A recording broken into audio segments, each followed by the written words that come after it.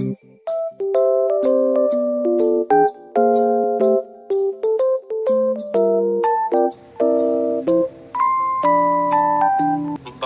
terima kasih atas waktu dan kesempatan untuk kami kelompok tempat membawakan materi tentang pelayanan gizi.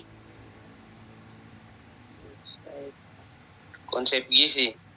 Gizi berperan penting dalam kesehatan. Gizi mempengaruhi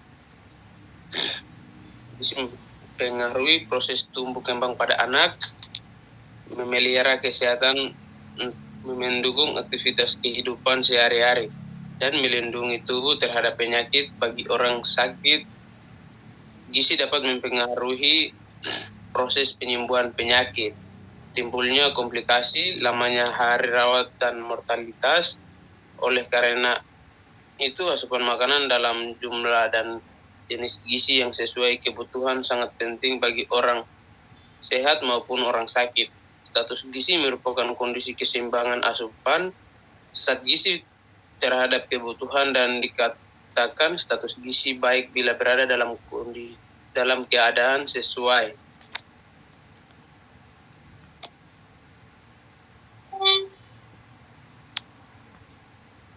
Yang berikutnya, tujuan gizi. Tujuan pemberian asupan gizi adalah pengembalian pada status gizi baik dengan mengintervensi berbagai faktor penyebab. Keberhasilan PAGT ditentukan oleh efektivitas intervensi gizi melalui edukasi dan konseling gizi yang efektif, pemberian dietik yang sesuai untuk pasien di rumah sakit, dan kolaborasi dengan profesi lain sangat mempengaruhi keberhasilan PAGT. Penyebab masalah gizi.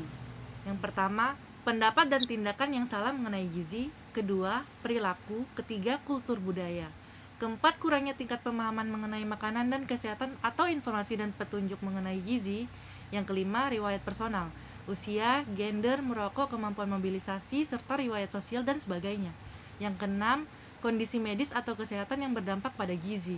Ketujuh, terapi medis bedah atau terapi lainnya yang berpengaruh pada gizi. Kedelapan, kemampuan fisik melaksanakan aktivitas tertentu. 9, masalah psikologis, body image, kesepian, dan sebagainya. Yang terakhir, ketersediaan, suplai, dan asupan makanan yang sehat dan air.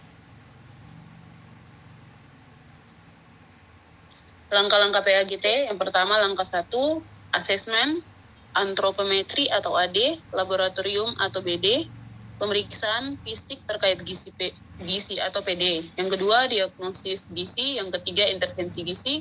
Yang keempat, memonitoring dan evaluasi gizi. Yang kelima, dokumentasi asuhan gizi. Yang keenam, indikator asuhan gizi dan kriteria asuhan gizi. Pengawasan dan pengendalian mutu asuhan gizi. Pengawasan dan pengendalian mutu asuhan gizi pada dasarnya ditunjukkan untuk menjamin ketepatan asuhan gizi agar dapat dihasilkan layanan dengan mutu sesuai dengan yang ditentukan. Dalam menunjang tercapainya tujuan di atas, maka penerapan kegiatan pengawasan dan pengendalian mutu asuhan gizi dapat ditunjang dengan adanya surat keputusan yang berisi kebijakan dan penyusunan standar prosedur operasional, SPO, serta instruksi kerja dari instansi setempat.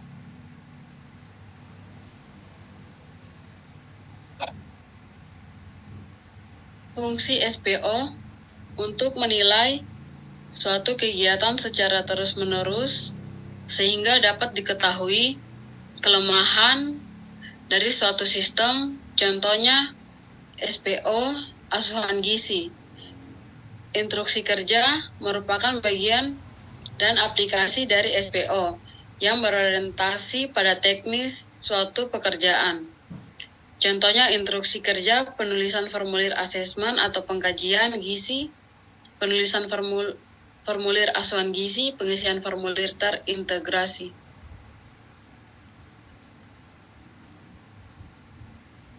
Indikator mutu asuhan gizi. Untuk menilai mutu asuhan gizi dapat dijabarkan ke dalam ukuran-ukuran yang bersifat kualitatif maupun kuantitatif. Penilaian dapat dibagi menjadi 2, proses asuhan gizi, 1 proses asuhan gizi, 2 hasil asuhan gizi.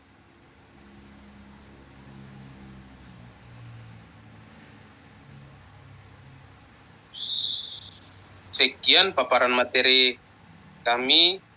Terima kasih atas waktu dan kesempatannya. Kami berterima kasih.